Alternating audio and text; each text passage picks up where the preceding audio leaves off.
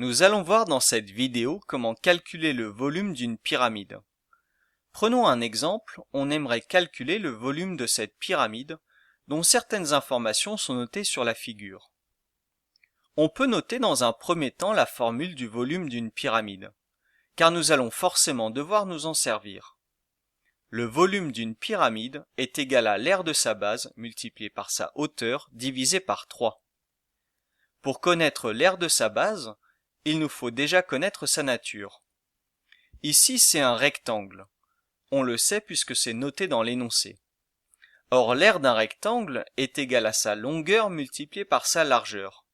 Il faut donc calculer 6 fois 10, ou 10 fois 6 c'est la même chose.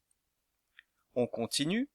La hauteur de cette pyramide est représentée par le segment SO, puisque ce segment est bien perpendiculaire à la base et passe par le sommet S de la pyramide. On remplace donc la hauteur par 8 et on divise par 3.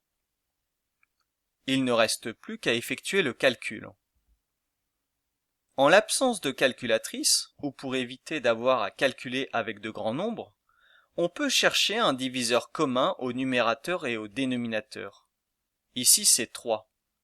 En effet, 6 étant dans la table de 3, on le décompose en 3 fois 2 pour faire apparaître le facteur commun.